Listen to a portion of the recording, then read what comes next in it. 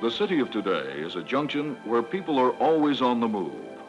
One crossroad creates a meeting place, and 1,000 crossroads bring travelers from all directions of the compass. The growth of this fine city is an outstanding example of what has happened in so many communities in this age of personal mobility.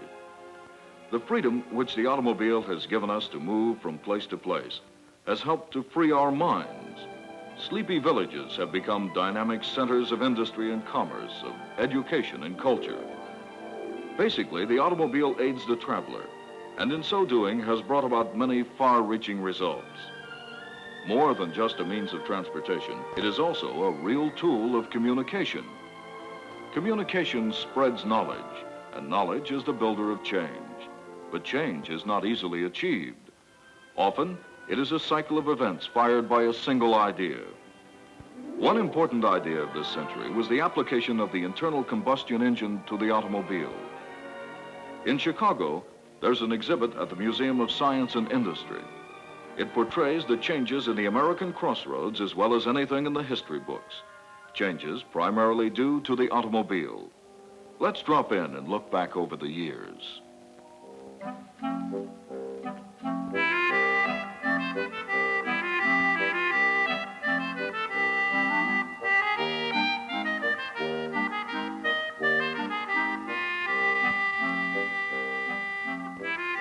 Yes, sir. I recollect when the 20th century checked in at Pleasant Corners. Looked mighty like the 19th century. Some folks, they said you couldn't naturally expect much new anymore. But it turns out some folks weren't any great shakes at prophesying. Even now, they don't seem to appreciate what's happened. Happened to thousands of Pleasant Corners all over this land of ours. I recollect, just like 'twas yesterday, that afternoon when a parcel of us boys, we was lazing on the front stoop of Adam Hill's store, nothing better to do, and we was passing a few remarks, maybe sizing up this new man, Teddy Roosevelt, or maybe just wishing Springfield wasn't such a fur piece away. And I recollect, too, how we was watching young Betsy McPherson, she was old Doc McPherson's young one, and Adam's boy, Pete, building themselves a mud dam out in the puddles. When down the pike, Springfield way, we see this contraption a-coming. A genuine horseless carriage. Well, Betsy and Pete, they begin jumping up and down real excited like, and right off the boys, they start yelling, "Need a horse, mister," and the like of that.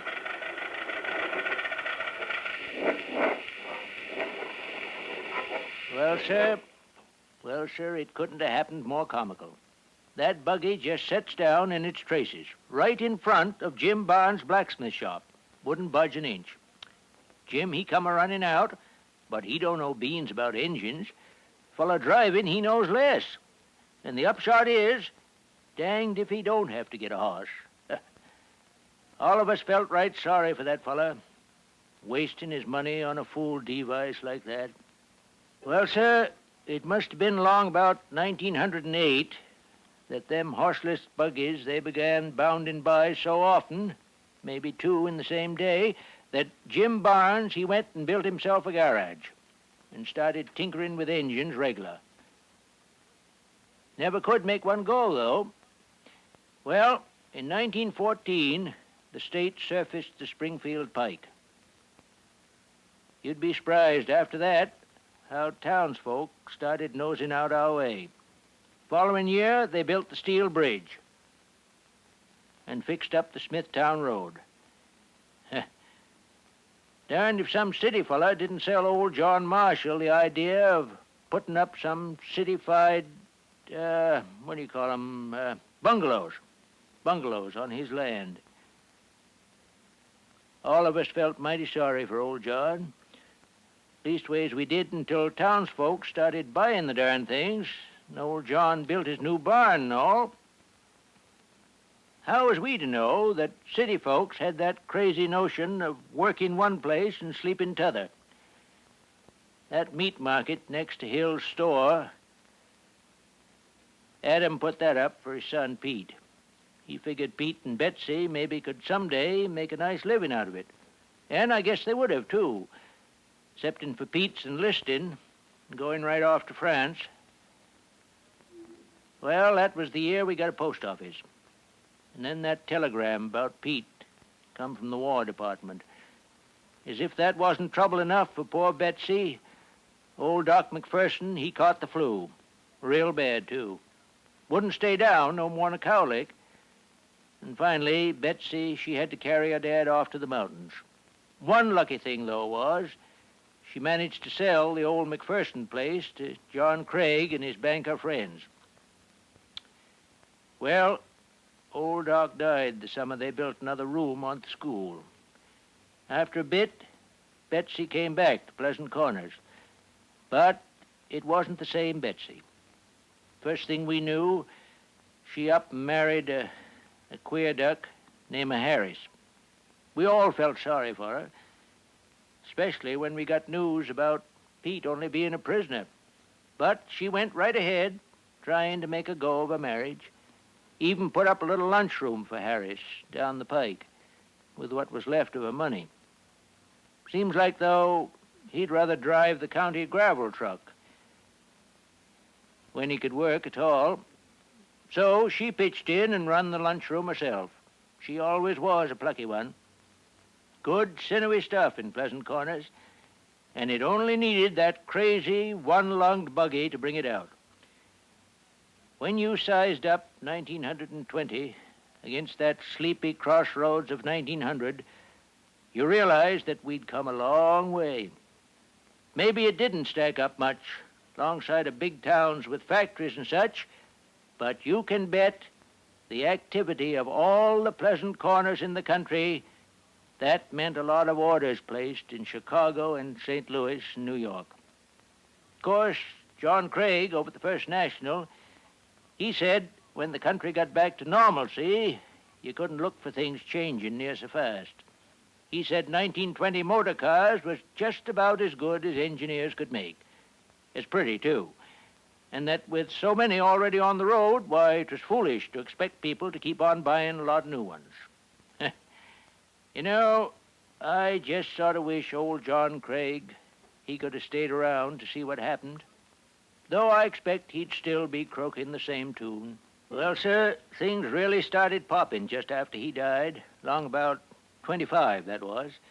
A rash of new houses in Marshall Heights, a new school, and the county's first 4-lane highway. Adam Hill, he sold out his emporium and meat market long in, 27, after he finally give up waiting for his boy Pete to come home and take over. Pete Hill, they say, he's done right smart for himself in the big town, starting in with wholesale supplies and working up to a string of his own restaurants. Hill's Milestone Houses, he calls them. In 1928, the state put in the concrete bridge across Mott Creek so as the buses could run to Springfield. That's the new bus station alongside of Jim Barnes' garage. Well, the Depression hit Pleasant Corners like any other place. Of course, we got a fancy new post office and a town hall. But Alice Hill, she lost old Adam's money, and she had to start that farmer's market. And Betsy McPherson, or rather Harris, she would have lost the lunch wagon if that no-account husband of hers hadn't run his car into the creek about that time. Of course, all of us were sorry, for her sake, but as a matter of fact, as soon as she didn't have all them IOUs raining down on her, why, Betsy, she begun putting some money away.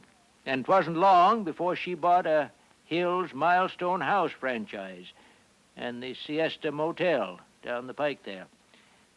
Those Milestone House restaurants, they're popular as a melon patch in August. So Betsy, she's hoeing a easier row now. And what's more, the big boss of the Milestone House chain, Pete Hill, that is, he dropped over between planes last week to inspect his newest place. Must be a long time between planes because he's still here, just sort of hanging round.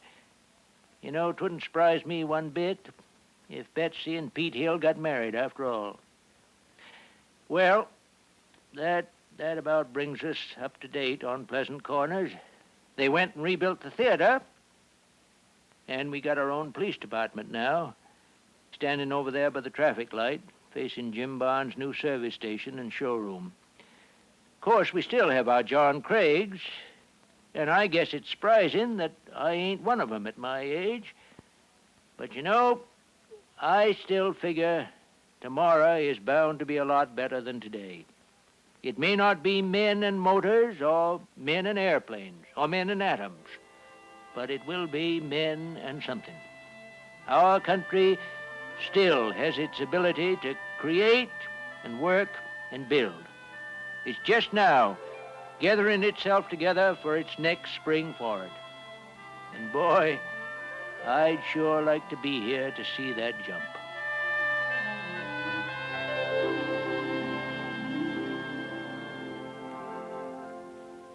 In 1939, the tomorrow which is now today was portrayed by the original Futurama exhibit at the World's Fair. It's interesting to look back at the forecast made more than a quarter of a century ago and find that the dreamers of yesterday had painted a surprisingly accurate picture of our cities and highways as we know them today.